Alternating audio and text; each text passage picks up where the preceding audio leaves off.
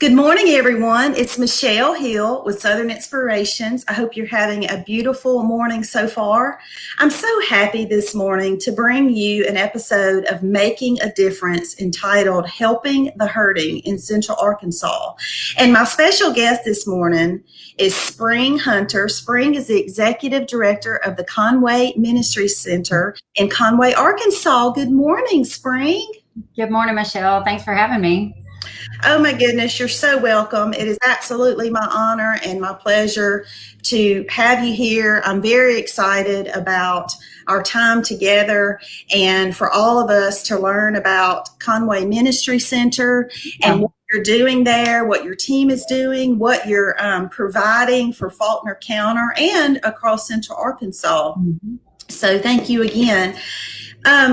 To start us out, I want folks to get to know Spring a little bit. And, you have the, administrative, the professional background, the psychological space, if you will, that experience part of it. But beyond that, behind the academia, you have a personal tie to this ministry. And firsthand, you've experienced some of those life changes and those life experiences, and you have come out of poverty, and so that has shaped your testimony and your heart for this ministry. Gosh, you can say it so much better than I. So would you tell folks just a little bit about yourself and how the ministry came to be? Yeah. And I'll try to keep it brief because I could spend the whole 30 minutes probably just where God's brought me from and, where he's brought me to. But, kind of in a nutshell. So I grew up mostly in rural Arkansas. We left the state a few times to go up towards Montana and Oregon for a couple of years and stuff. But central or northwest Arkansas, Ozarks was kind of home to us. And came from a very poor family on both sides, lots of just family dysfunction and addiction problems and just generational poverty. And just you name it, really. And so that's kind of what I grew up in. That's kind of what I came up in and really just had some pretty significant relational intervention. I think, I always just say like God sent some people into my life that just showed me a whole different way to live, really. I had a boss at 19 years old that just really, really invested in me personally and believed in me and kind of called me out of a lot of that. And I can just like pinpoint people along the way that God sent to intervene to just kind of take me to the next phase of just my education and my walk in my faith and all of that. And so I think that really shaped the way that I see ministry and the way that I see bringing families out of generational poverty, because I was kind of the guinea pig for that. And then when I actually went and got an education and learned about rehabilitation science and learned about the psychology behind it, it was kind of a reverse thing for me, because I was like, oh my gosh, that's exactly what happened to me, Wow. So there was like the science and the theology behind this whole thing that had transformed my own life. And I was like, this is a reproducible model, and this should be how we do ministry. And so I thought that I would be doing that in Johnson County, which was where I was at. That's where God kind of planted me, and we started a mobile soup kitchen, and I led a recovery ministry over there. And then God relocated us to Conway because my husband was going to medical school. And we ended up in Conway, and man, the rest is history. I thought that God was setting us up to work out of Johnson County, but it turned out we were going to do this in a much bigger model in Central Arkansas. Doesn't God usually have much bigger plans than we can even ask? Oh, yeah. And crazy. Let me just tell you, so much crazy what my little notebook said we were going to do, so anyway. Wow. Well, and the pandemic doing it, so it's never boring, I'll tell you that. So I was about to say, there's never a dull moment, right?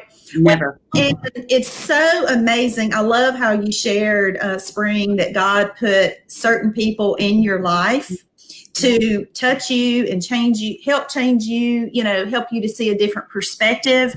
And that's what he does when he has that perfect will for us and he has a calling on our lives. He places those individuals in our lives to help us along that journey. And I love I think that they would have known, like now yeah. I'm sure that they know now, but I don't think those people felt like they were like changing the tide for me as much as just like, here's this little hillbilly girl that needs somebody to come alongside of her. Oh, And they did, they just were intentional and they were just following God and made a huge difference in my life. Wow, that is such a testimony just on both sides. And it's, I'm reminded of the thing that we say a lot as believers, taking a mess. God will take a mess and turn it into a message. Sure does. That's exactly what he's done for you. Well, you mentioned your husband and transitioning to Conway. You have a busy, busy life with 5 children. One of which is grown and recently married. And one out of the house, yeah. One out of the house and 4 to go. That's right. Looking for the empty nest days. So well, I don't have grandkids though. I don't think I'll ever have an empty nest. Yeah, true enough. So you mentioned, like I said, God had other plans. He brought you and your husband to Conway. And so that's when the Conway Ministry Center was founded in 2014 after just that tragic tornado in Bologna that several of us remember. I actually had not been here very long. I've been in Arkansas since 2012. And so I remember that tornado, but tell us more about that and just the spirit that was born through a collaboration of churches, in Faulkner County who said, we've got to come together and make a difference. Yeah. So when I got here, I got here in 2013 to start the medical school journey, and I actually was really mourning to have left Johnson County because we left all that ministry behind and all of that, and we got here and we were kind of church hopping and looking for a place to be. And one of the churches that we visited was the Second Baptist Church one weekend, and they were sharing this vision about they were relocating over to the UCA campus, and they had big plans for this old building that they were going to use, and they wanted to see it turned into some kind of missional ministry reaching out to struggling families in Central Arkansas. And so I just heard that, and I knew that that's why God had brought me to Central Arkansas. Like, we were here because Charlie's career was about to take off. But I didn't really know why I was here until I heard that message that there was going to be this thing in Central Arkansas that was going to reach out to hurting families. And I mean, if I ever heard the Lord speak, it was, this is why you're here. So I went and talked with a board that they called themselves a think tank at that point. They were the future board of directors for the ministry center, and they didn't really know what they were going to be when they grew up. And, all of those things, like, they didn't really have a solid plan. So I started meeting with that group and told them, like, I really feel like I'm supposed to be a part of this. And they agreed. But we had planned on doing kind of a soft launch in July of 2014. And then in April, those tornadoes hit, and there was this big empty building, and there were all of these resources funneling into Faulkner County, food and hygiene items and building supplies and cleanup supplies, and just a ton, semi-trucks coming to Conway. Wow. But they had no way to get the resources to the people because it was a disaster zone. Like, you couldn't take the semis in and that kind of thing. And then at the same time, there were tons of people that just wanted to help. They didn't know what to do. They didn't know what the people needed. They didn't know, like, how to get connected to those sites. And so you had a ton of people with a heart, and you had a ton of resources that were available, but no organization and no way to get it to the people that needed it most. And so, little did we know that kind of would be a little glimpse into our entire future, but we were just like, well, we've got this building. And so they asked me, can we go ahead and launch the ministry center? And our purpose will be to organize volunteers and take the resources and get them to the people that need them most. And so we just started becoming like a warehouse for all of these resources.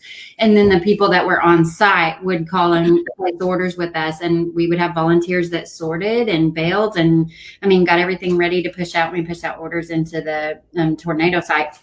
And then, 3 or 4 months later, when things started winding down and people started stabilizing, we kind of had this moment where we were like, okay, so do we shut down and restart and figure out what we want to do?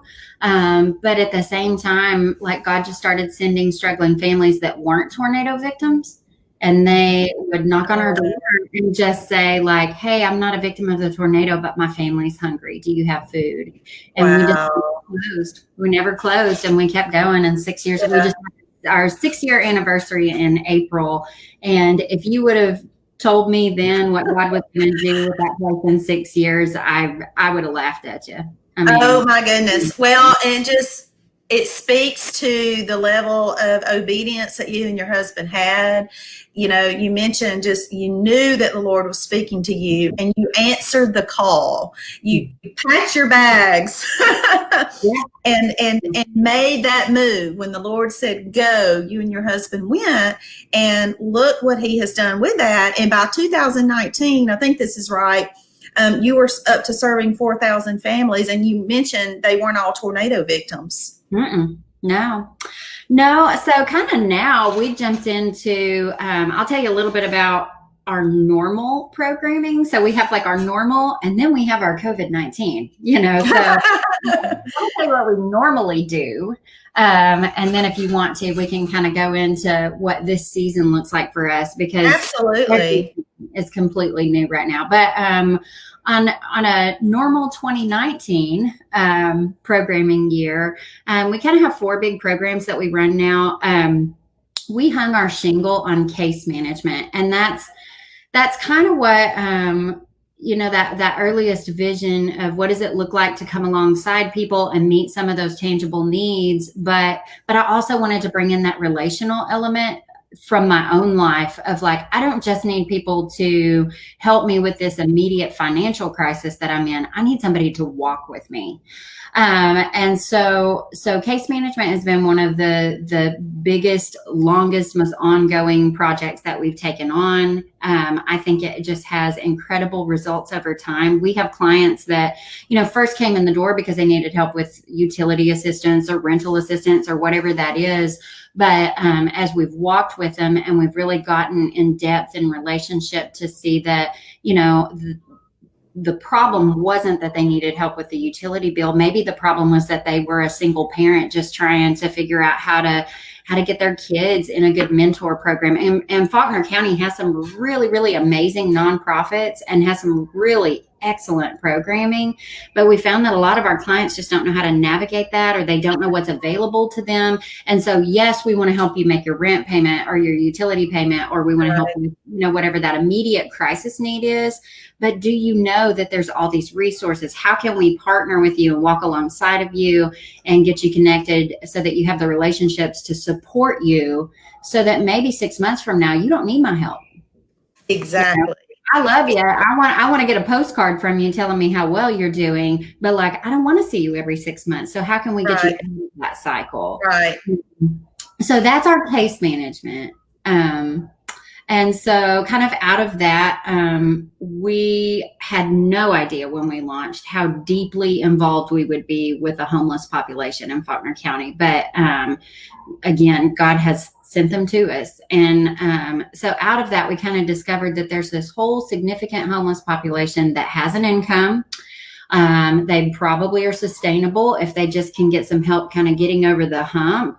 And they need help with deposits, and they need help just like kind of getting stable, but then it looks like they can maintain after that. So we launched kind of out of our case management, we launched a rapid rehousing program where we work with either people that are already homeless or at risk of becoming homeless to help them with deposits, help them find a place that they can afford, working through budget worksheets and things like that to just help them get into a place because they can stabilize.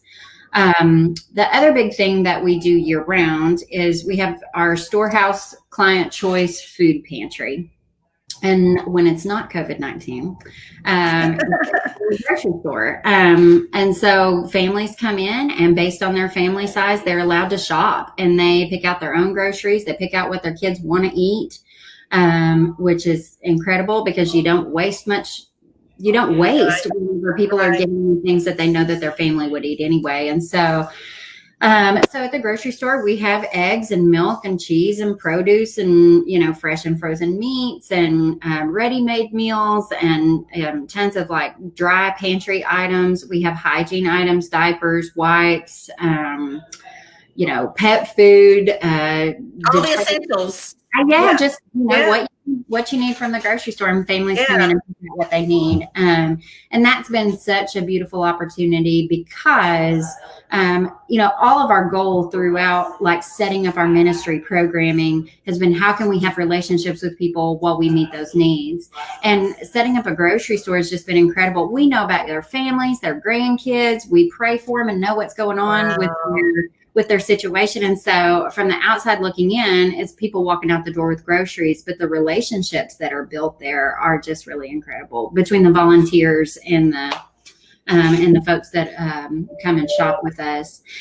And then fourthly, our big program that we take on for about 3 months in the winter, we don't have a permit to run a permanent shelter on our property, but we are the county's winter warming station. And so for 3 months out of the year, we operate a homeless shelter. Wow. 7 days a week. We bring in some extra case management support to be able to help with, job searches and birth certificates and photo IDs and clearing up legal issues and medical needs. And you name it. And so this past year, we sheltered over 230 people from December to March in 2019 and 2020. So, it's been, that has grown. The need for just an overnight emergency homeless shelter is so huge in Faulkner County and just growing. The big thing that just took us totally by surprise this year, we knew that we needed to be better prepared to serve families with young children. Mm-hmm. But we had 9 families with 19 kids that stayed with winter. Wow. And so, gosh, just,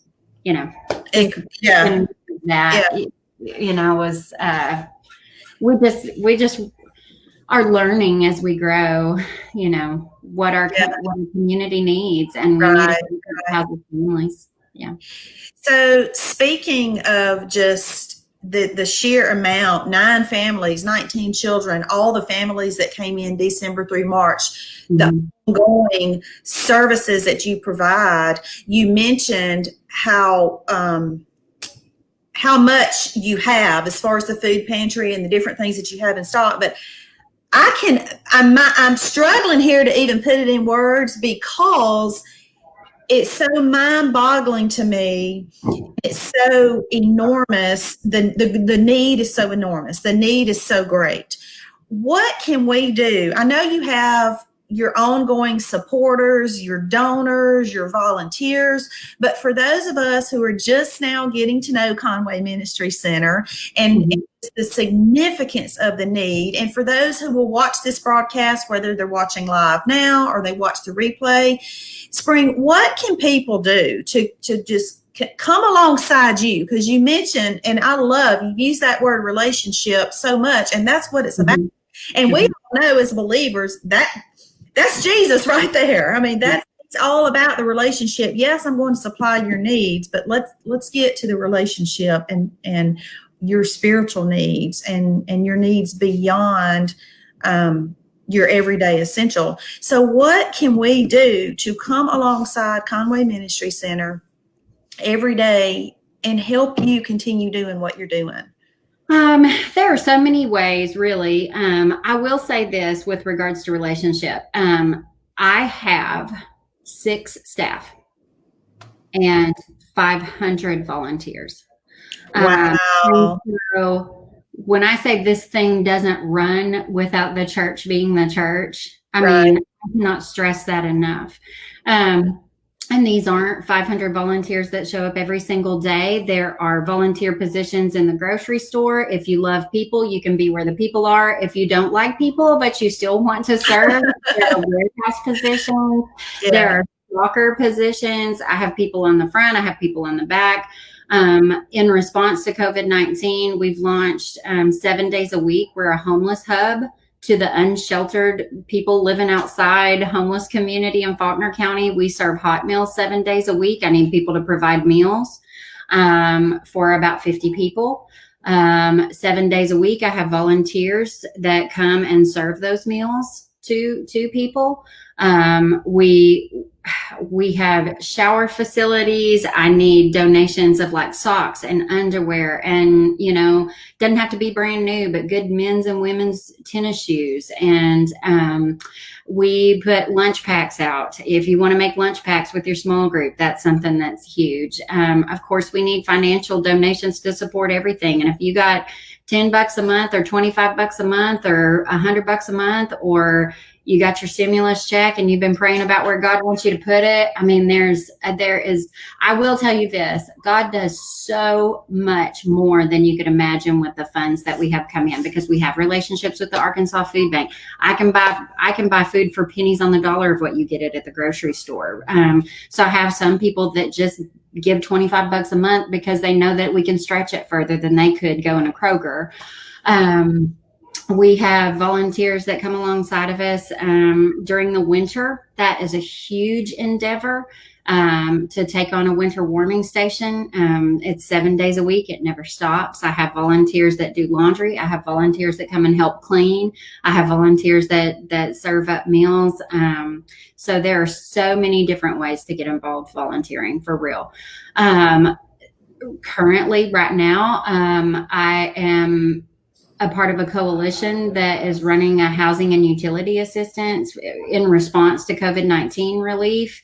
If somebody wanted to come and make phone calls, I could assign them phone calls. So volunteering is a huge, huge piece of what is absolutely necessary for us to go on. Like I said, I got 6 staff people, but we are doing the work of this much larger organization that really is based on volunteers. Serving. Right.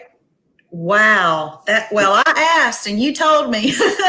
There's more. I mean, yeah, absolutely. Involved here. I'll tell you this. Email me at spring, SPRING, at ministrycenter.org. And if you're interested in getting plugged in any way, I can give you 100 different ideas of how you, or a small group, or you and your kids, or however you want to do. Yeah. Yeah. I love that. So I'm going to leave that up for just a second, because I do know, oftentimes there's several people who just do have a heart to give, but they're just not sure where to start, or should they give, mostly of their time or their finances or both. And so, oh my gosh, I always say that in Faulkner County, especially, I'm like, how in the world does anybody figure out where to give their money or their time to? Because there are so many great organizations. Right. And I tell people, if you don't do it with us, do it with somebody, because there's some great places. Right. Find a way to give back, for sure. Yeah. Sure. So you have definitely given us plenty of opportunities there. Before we close out, Spring, is there anything else that you just want to share that we've not touched on, or anything that you think folks need to know? Oh gosh, there's so much. Well, like you said, you could go on and on, right? Yeah, I could preach a sermon on all of this. Well, I think mostly the thing that I would say as if you have just learned about the Ministry Center, or you're kind of following along to see where things are headed.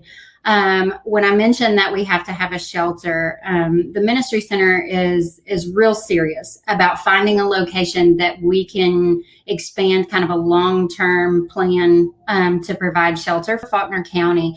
And that is a huge endeavor. And so always first and foremost, I would ask for prayer. Man, we need the wisdom that none of us has. We're starting to look at different pieces of real estate. What does it look like to purchase a piece of property that would work for something like this? Because I need it to house a grocery store and a warehouse and a case management office and a playground and a homeless shelter. So, I mean, like, we're looking at just this amazing property that I think exists here, but I haven't found it yet, And so I think just asking for prayer and stay tuned on ways that you can support that endeavor, because that's the next thing. It has to happen. Right. And so just follow us and get on our Facebook page, and we post updates all the time on there. So if you are not tracking with us, get on our Facebook page and like us, and stay tuned. Thank you so much. This has been just a wealth of information. I've got you mentioned Facebook. I've also got the website up there so that folks can go there and learn more if they need to. We've shared your email with folks. So there's no shortage of ways to get in touch. Load up. Yeah.